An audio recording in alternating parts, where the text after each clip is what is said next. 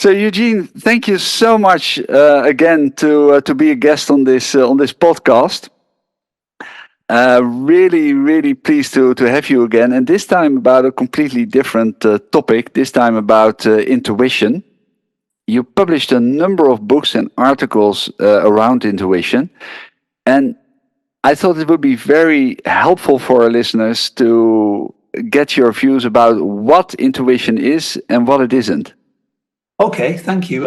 Thank you for having me on the podcast, Dirk, and welcome to all the listeners. I hope you enjoy what we're about to talk about. What is intuition?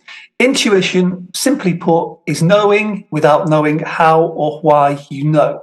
Now, we could spend a long time in talking about what that actually means, but if you boil it down, it's this idea of where you just know what to do, or you just arrive at an opinion without really thinking about it. It's automatic, it's fast, and it presents itself as a gut feeling for something for a feeling for a situation, a feeling about an object, a person, a situation of what you might do. So, classic example would be, from my own experience, buying a house. So the houses that I have enjoyed living in most are the places where when I walked through the front door, it felt right immediately. And it was really hard to say. If I was pushed, I could come back with all of the nice features of the house, but it was something that hit me straight away. As soon as I walked through the door, it just felt right. And so that's an example from a personal decision, personal situation.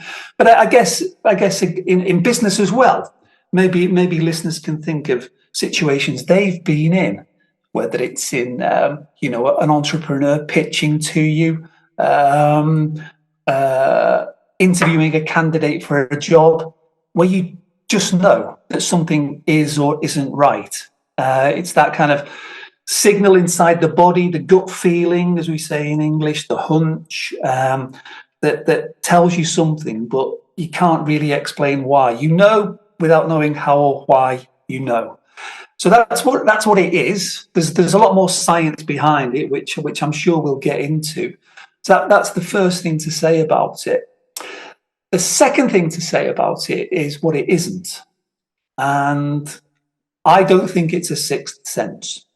So I don't think there's anything paranormal or extrasensory perception about it. It's not ESP. It's not precognition. Even though some people kind of have that take on it, which is kind of a magical view of it, I don't go with that view. I go with the more scientific view and what I would call a more kind of muscular view of intuition, which I can talk about a little bit later when we talk about how intuition is developed, because I think it's a product of learning and experience, and it's a manifestation, if you like, of expertise. This is why I think I call it, and other people have called it, it's a muscular view of it. It's something which can be developed, which is it's a great thing for leaders to think you can actually develop to become more intuitive. But I guess I've got ahead of myself a little bit there. So I've said what it is, knowing without knowing how or why you know. It's a product of learning experience. It manifests as expertise. That's what it is. What it isn't, I don't believe it's a sixth sense, a paranormal thing. No. You also have written a new book about the topic, which is to be published soon, called Trust Your Gut. And there you talk about two different types of intuition. Could you talk us through which types of intuition you distinguish and what they are? Yeah, okay, yeah, thank you. So intuition, I think it occurs in two ways. The first way, let me give you an example, because a lot of the work on understanding intuition, a lot of the scientific research on understanding intuition has been done with firefighters. And what happens when a firefighter turns up to a blaze? Well, they can't go into a group meeting, can they, and discuss what they need to do. They have to take an action quickly. And when people have forensically analysed how experienced firefighters deal with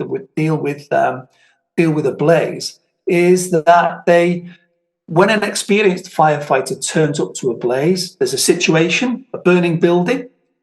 That situation generates cues, so that the cue can be the sound, the colour of the flames, the smell, all of those things all at once, coming at all of their senses, coming at sound, smell, sight, all at once, processed very quickly. So those cues help the firefighter to match that situation to situations that they've met previously in the past. So in other words, the situation generates cues, the cues that allow them to recognize a pattern. Ah, right, it's this type of blaze. That then generates or activates an action script. In other words, a recipe for action, something to do. So it's this type of fire. This is the action we need to take. Let's just do it. And that's all compressed. It's taken me 15 seconds to say it, but in reality, that's probably compressed into maybe 5 seconds or less for an experienced firefighter to just kind of come to that snap view on what to do. So I call that, well, I don't call it, someone else, a couple of other scholars, Miller and Ireland, back in 2005, came up with this word, or this phrase, automated expertise. And I think that's automated expertise. The situation I've just described to you, the firefighter turning up to the blaze, knowing what to do in that situation. And, X times out of 10, 9 times out of 10, 8 times out of 10, that will be the thing that will work in that situation. So it'll give a good result. I mean, you find it in other examples, this automated expertise thing. So in nursing, in medicine, in aviation, and of course, and in management as well. Automated expertise, where it's a situation you've met, which is similar to situations you've met many times before. Automated expertise kicks in. You know what to do. So that's my first type of intuition. Automated expertise, knowing without knowing without knowing how or why you know what to do in this situation. But I think there's another one. I think there's another type of expertise where you come to a situation where things don't seem right. You just get a funny feeling. Yeah. Not in the sense of amusing, but you get a strange feeling that things don't stack up. So that could be, what somebody said, somebody's nonverbal behavior, what they said, what they didn't say, can just set off. It's this idea of setting off an alarm bell. Yeah. And unlike automated expertise, in that situation, there's no recipe for what to do. You simply know that things don't, in English, we say things don't stack up. Things don't feel right. Yeah. Other metaphors that we use in English, it's a bit fishy. Don't know if people know that phrase. It's a bit fishy. This situation stinks. All of these metaphors we use to express an opinion about a situation that doesn't feel right. And I gave the example earlier of often maybe when an entrepreneur's presenting, pitching for a piece of business or a candidate at a job interview, and something that they did say or something that they didn't say just sets off an alarm bell. Yeah. And in that situation, what do you have to do? Well, you have to investigate a bit further. So that's where you kind of, your intuition then gives way to your analysis, because you have to dig and delve a bit deeper to find out what it was. Yeah. And it's what it was. What was your body telling you? Yeah. Because it's as much a body thing, I think, as a cognitive thing. Your body somehow tells you something. So that, I call, so we've got automated expertise on the one hand, which is the firefighter example. The name that we give, that researchers have given to this second type of intuition, is holistic hunch. Mm-hmm. So it's holistic in the sense that you're looking at the whole picture, the big picture, you take it in, and you quickly come to a judgment, a good judgment or a bad judgment, a good vibe or a good vibe.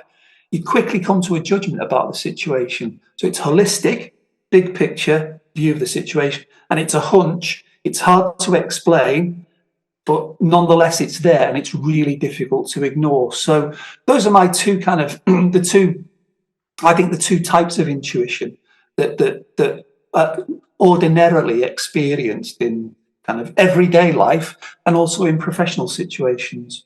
Yeah, I think what's also interesting is in your book Trust Your Gut, you also make a plea for adopting what you call an ambidextrous mind, which is combining the analytical mind with the intuitive one.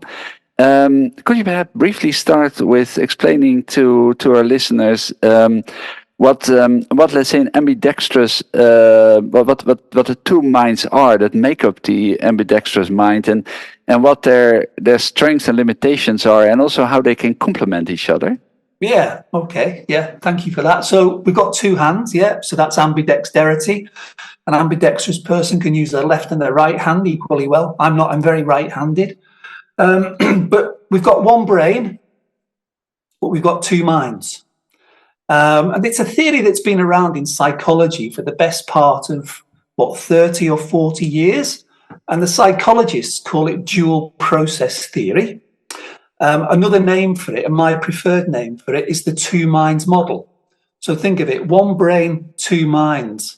And then the two minds that we've got inside our skull are an intuitive mind on the one hand and an analytical mind on the other. And it doesn't map across the left and right brain. It's not intuition is in the right brain and all that kind of stuff. It's not that anymore. So it's two minds that work in different ways, but which complement each other. So if you think about the analytical mind, it works slowly. It requires a lot of effort to use it. We have to think. It's conscious. It's in working memory. It's step by step. So it's like if in computer terms, it's like a serial processor. It just does things one step at a time, like solving an algebraic equation. You don't do it all at once. You take steps to solve it. And many management problems that kind of involve this step-by-step sequence. What else about the analytical mind? Oh, it's good at detail. It sees the fine detail. And the other thing about the analytical mind is it's verbal. So our analytical mind tells us what it thinks in words, kind of in a speech. That's what it's like for me anyway. I don't know what it's like for other people because I can't get inside of their heads. So that's the analytical mind on the one hand. Then on the other hand, the other mind that we've got, if you want to put it in those terms, is the intuitive mind, and it's kind of the opposite. So whereas the analytical mind was slow, the intuitive mind it's fast. It's a fast processor. So intuitions happen very quickly. It's low effort. So to have an intuition, you don't need to think about it. It just happens. You have it. Yeah. It is there. Yeah. It's just there. Gate crashes. Even if we don't want it, it jumps in and says, "Hang on a minute. This is what I think." So it's low effort. It's non-conscious. So knowing without knowing how or why you just know something because the processes that led you to knowing are non-conscious. And by definition, then you can't get to them. The analytical mind is serial, step by step, but the intuitive mind is a parallel processor. This is the example of the firefighter I gave earlier, where you've got multiple cues coming at you all at once. The smell of the flames, the sound, the colour. It's a parallel processor in computing terms. It processes information all at once. And that means that rather than seeing the fine detail, which the analytical mind can see, it sees the big picture. It sees patterns. So the firefighter sees a pattern. Chess players play chess intuitively because they work on the basis of patterns. They see patterns on the board and they respond to the pattern of pieces, not to individual pieces. The intuitive mind, it can't talk. It's a non-verbal system, to use the kind of psychological jargon for it. It's non-verbal, but it has a different way to tell us what it thinks. And the way that our intuitive mind tells us what it thinks is through gut feelings, that bodily sense. It's got something to say, it can't speak, therefore it has this other mechanism, feelings, which is a very powerful way to communicate to us, and that gut feeling can stop you in your tracks. So that would be my take on the two differences, on the differences between them. And because they're opposites, I think they didn't evolve in the human organism to conflict. That wouldn't make any sense to me. I think they evolved in the human organism to complement each other. In other words, the analytical mind evolved to do a certain set of tasks, and the intuitive mind evolved to do a different set of tasks. So this idea that the ambidextrous mind, they complement each other. So we need to learn how to use both hands to be ambidextrous, to be cognitively ambidextrous. we need as leaders, managers, just as people in general in everyday life, we need to learn how to use both of our minds, because our analytical mind is good at solving.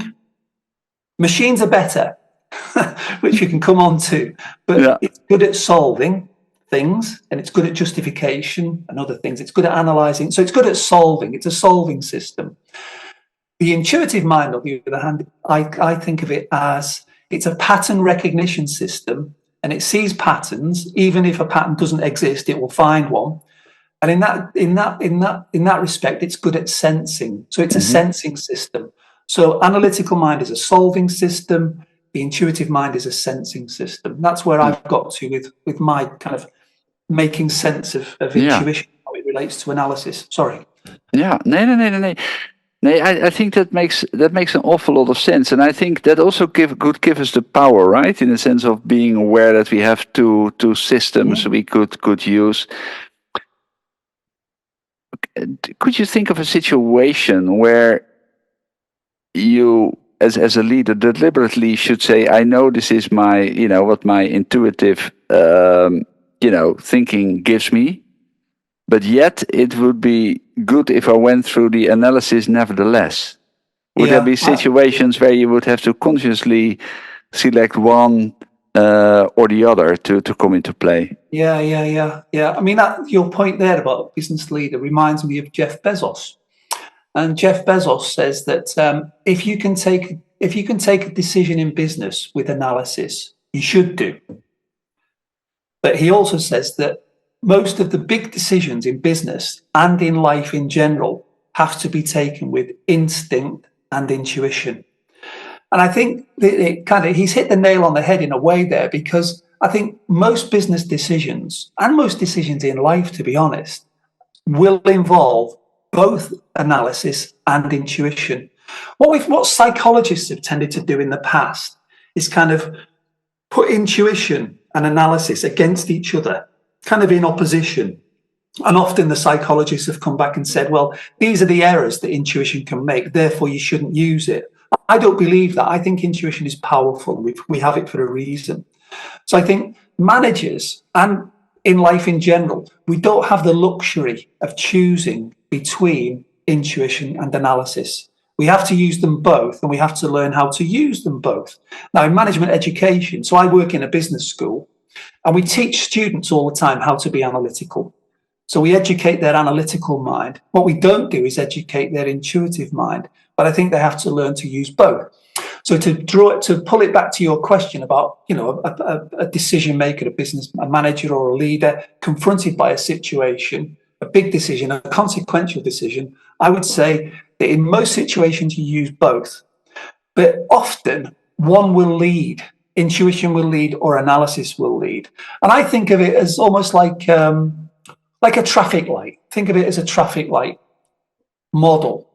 So if there's a decision and your analysis says no and your intuition says no, that's a red light. That's a no-brainer. Just, you don't do it. Just don't go there. On the other hand, the opposite situation, if your analytical mind says yes and your intuitive mind says yes, that's a green light. Go. They're in agreement. The interesting place, of course, and where most business decisions end up, is where analysis says yes and intuition says no, or analysis says no and intuition says yes. So, for example, if the analysis says yes, but the intuition says no, then I think that's a situation in which you need to go back to your analysis and look very carefully. Now, I talk to accountants about intuition and finance people, and I go in with this kind of mindset that they're going to be highly analytical. But one of them I was speaking to recently, he said, actually, with forensic accounting, with people who are looking for, things that aren't right with a spreadsheet, so to speak, forensic accountants often use their intuition because the analysis doesn't feel right to them. So that, to me, is a great example of analysis is saying yes. The spreadsheet, for want of a better word, the data says yes, but your intuition says no, hang on, go back, check the analysis just to make sure. There might be something in there that slip through the net. And then, of course, the opposite case is where your intuition is saying yes, but the analysis says no. And I think then, where intuition is saying yes and analysis says no, that's kind of the yellow light on the traffic light symbol. You have to press pause. And in that case, I think you have to then stress test your intuition. You have to go back to it. And because it's such a subjective thing and it's related to feelings, it's hard to be objective about it. And I think this is the place where another person can add value. So you can bring in a devil's advocate. You can put your intuition to a trusted confidant, a friend, an executive coach, a mentor, and say, this is my intuition about this situation. It really says we should go for it, but the analysis says not. What should we do? And it forces you into that dialogue between the two minds to come to an optimum solution. So I think this idea of the green light, the red light, and the yellow light situations are the tricky ones, where analysis says yes, intuition says no. Go back to your figures, check them out. Where intuition says yes and analysis says no, go back to your intuition, stress test it a bit, stress test it with somebody else, use devil's advocacy, all sorts of other techniques that I talk about in the book that you can use to stress test your intuition. But if it then stands up to the stress testing and to the devil's advocacy, then you've got more, there's more chance that it will be a robust thing to go with. But what it reminds me of is the distinction used between the analytical and intuitive mind is the work of Carl Jung, because Carl Jung distinguishes two different preferences people can have when they're confronted with situations, sensing or intuition. So people who prefer sensing tend to focus on facts, and those prefer intuition, more attention to things like patterns, as you said, and impressions. Do you see any parallels or differences between the distinction Carl Jung makes between sensing and intuition, and your distinction between the analytical and the intuitive mind? Yeah. I'm ashamed to say I don't know Carl Jung's work that well. So that's very bad of me. So I apologize to Jungians in advance. I've kind of sidestepped Jung, but I think there are parallels and there are differences between Jung's sensing and intuiting. So as I understand it, the way you've described it there, Jung is talking about sense impressions, so things that come at us that are tangible, like sight, sound, feel, concrete things. Okay, so that's fine. That's sense. And then on the other hand, his intuiting is the kind of the hunch thing. Okay, so where do I differ? Well, I've talked about intuition as sensing.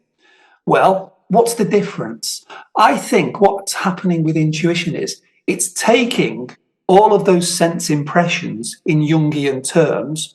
In other words, things that come at us through our five senses, things that come from outside to inside, is taken by our intuitive mind, and it senses something on the basis of those sense impressions. That's what I mean by sensing. So I'm kind of using sensing not in a contradictory way to Jung, but to say all your sense impressions come in, and then inside it creates this kind of sense impression of the world that tells you something about the world that's hard to put into tangible form, hard to put into words, hard to articulate. That's why I talk about the intuitive mind as a sensing system.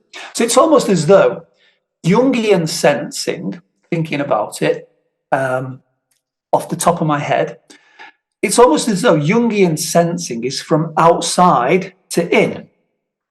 All right?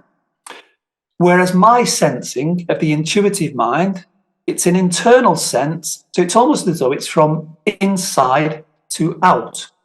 Now, I need to be careful here, because before long, I could end up talking about intuition as a sixth sense. And I don't want to go there. No. That's what we covered in the first question. That's an area we don't want to. But in a way, it is, but it's not. But it's not a paranormal sixth sense.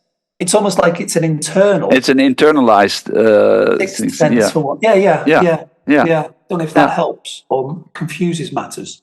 Yeah. No, or that definitely helps. What I found interesting in an earlier book I wrote called the intuitive mind. Okay. Um, Yeah. you basically said, look, the intuitive mind is fleet of foot, but it's also a slow learner. And can you Yeah. perhaps describe why it is a slow learner, and if we should do anything with the notion that it is a slow learner? In other words, the fact that it is a slow learner, should it basically tell us something about the way that we should use intuition? Perhaps, Yeah. as you said, in the trade-off between the analytical and intuitive. Yeah. It's a great point. Yeah. So the intuitive mind, it's a fast processor, but it's a slow learner. And what I mean by a slow learner is that it takes a long time to become an intuitive expert. So in chess, where intuition figures very prominently at the highest level, chess grandmasters play chess intuitively. The example I gave of firefighters, the experienced firefighter is able to use automated expertise because he or she has had many, many years of experience. So this is the point about intuitive expertise, is that it takes a long time to build. So many people will be familiar with the 10,000 hour rule. Yeah, It Malcolm takes Gladwell. 10,000 hours to become an expert, which Yeah. equates roughly to 10 years. Now, there's all sorts of controversies and debates about the 10,000 hour rule or the 10-year rule. But I think, as a rule of thumb, we can say, basically, it takes a long time to become an expert. So it takes a long time to be able to take decisions intuitively in your area of practice, whether that's medicine, being a doctor, surgeon, airline pilot, firefighter, chess player, manager. It takes a long time to become an intuitive expert, 10,000 hours. So, I mean, the way to become an expert and to become intuitive and to be able to take decisions intuitively is to practice, practice, practice. Herbert Simon, who's kind of the godfather figure of intuition research, won the Nobel Prize in 1978. Herbert Simon described intuitions as analyses frozen into habit and a capacity for rapid response through recognition.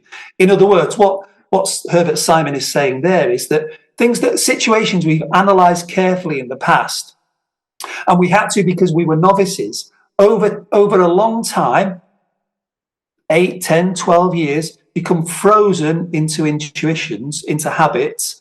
And those habits that have become frozen over a long time enable us to respond quickly to a situation and without effort. And it looks easy, but it's not, because it's been based on a lot of hard work. At the beginning of the podcast, I talked about this muscular view of intuition. So intuition, it's like a muscle. It's like going to the gym. You build it through practice and experience and learning. So this is the muscular view of intuition, not the magical sixth sense view. And what do we do to develop the muscles in our bodies? Well, we do exercise. Some of us might go to the gym. We exercise on different pieces of equipment. We might go to the gym 5 days a week or X days a week, because it's about practice, practice, practice. There's no substitute, I'm afraid to say, for practice, practice, practice to become an intuitive expert. But that kind of suggests that it's quantity of practice that's important. And yes, quantity is important, but just as important as quantity of practice is quality of practice. So what does high quality practice mean? Well, what does high quality keeping fit at the gym mean? It means doing your exercises on different pieces of equipment, moving around the different pieces of equipment, going outside your comfort zone, pushing yourself. So high quality practice is deliberately going outside your comfort zone, pushing yourself. But again, to use the gym analogy, what do many people have in the gym? They have a fitness instructor. And what can a fitness instructor do for them? They can coach them. They can tell them which pieces of kit they need to go on, but also they can give them feedback. Now, let's take that personal trainer metaphor and flip it over to managers. What do managers and leaders need to do? They need to practice. They need to get high quality practice. And that means practicing things deliberately. It means going outside of your comfort zone, but it also means bringing someone else into the picture, a coach or a mentor or a colleague or someone else who's an expert in the area to coach you, to give you feedback, tell you whether you're getting it right or getting it wrong, and to suggest new ways in which you can stretch yourself to build your intuitive muscle power. The best way to develop bad intuitions is to not get any feedback on your intuitive decision, because you'll never know if it was right or wrong.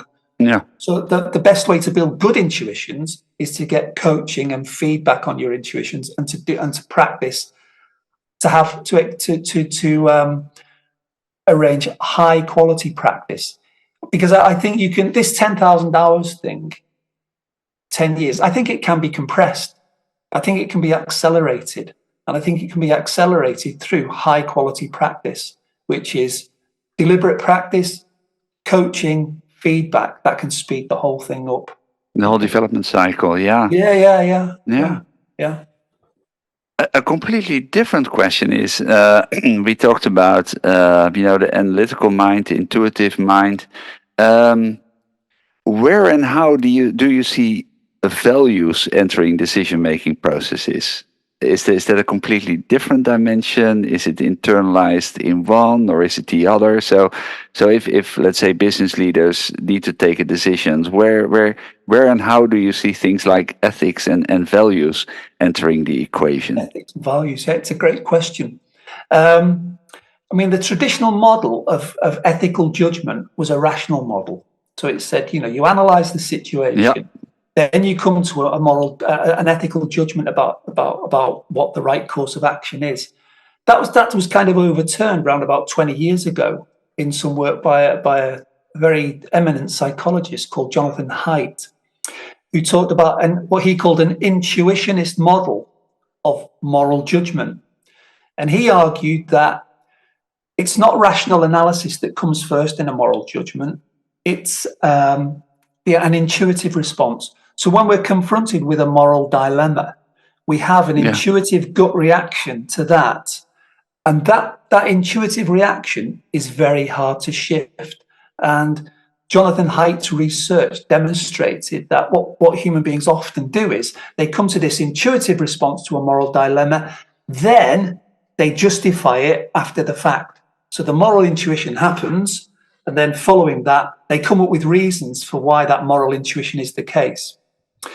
Now, the other thing that Jonathan Haidt's research revealed, Jonathan Haidt and other people that worked with him, was that we're not hardwired for intuitive moral judgments. In other words, we've not got wired into us what is right or wrong.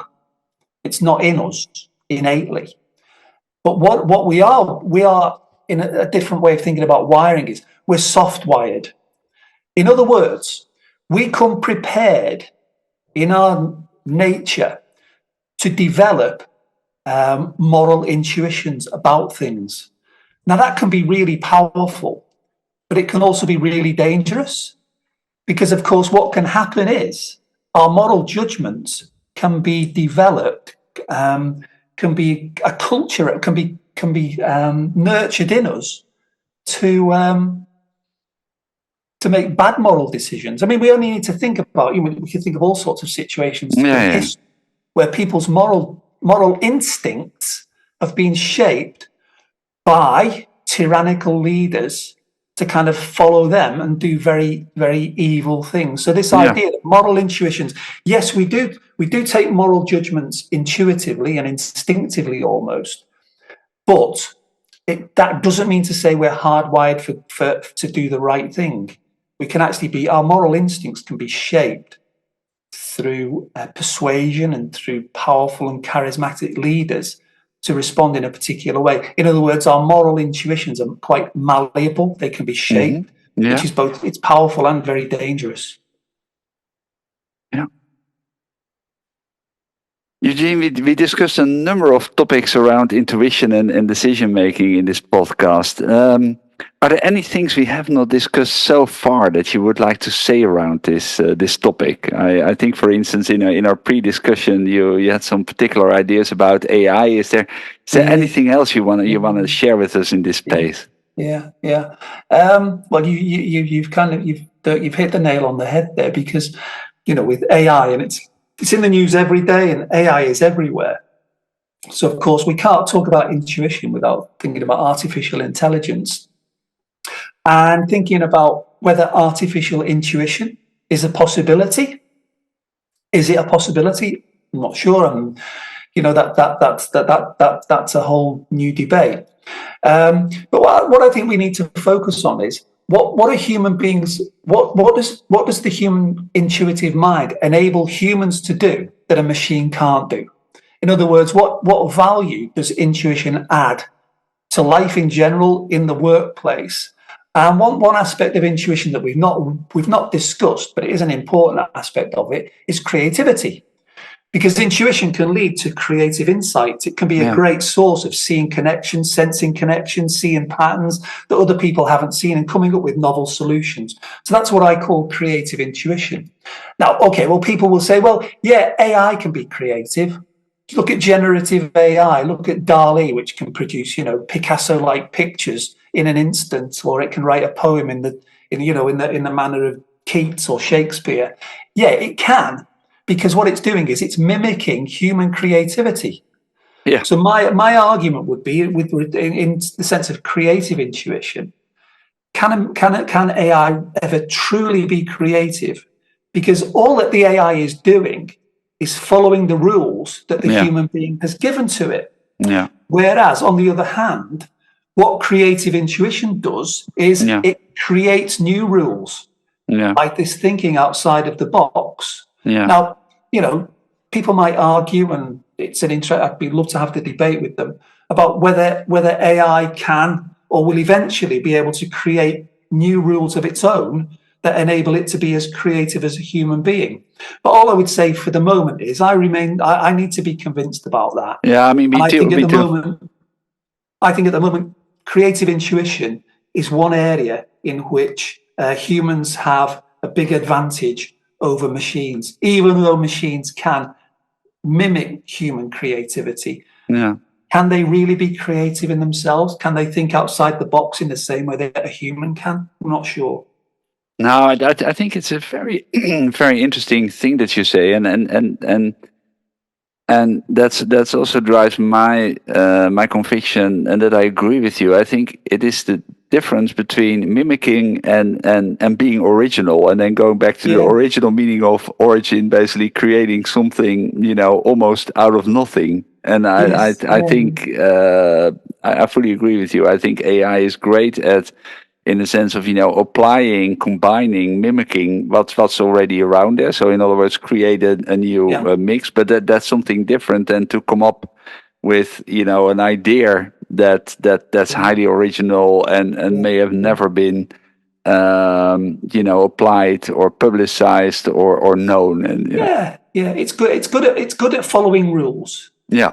But human beings are great at creating new rules about about new things, joining the dots, seeing patterns. And I think that's the thing that if there's one thing about the intuitive mind that stands out for me, it's this idea of it as a sensing system and as a pattern recognition system. We've talked, one final thing to say, I guess, is this, that all the way through the podcast, I've talked about kind of the positives of intuition, the upside of intuition, but it has got a downside. It's got a negative side. And part of the negative side is this pattern recognition capability that it has. So it sees patterns. It's great at recognizing patterns. It's great at creating new patterns. But it's also very good at seeing a pattern where no pattern exists.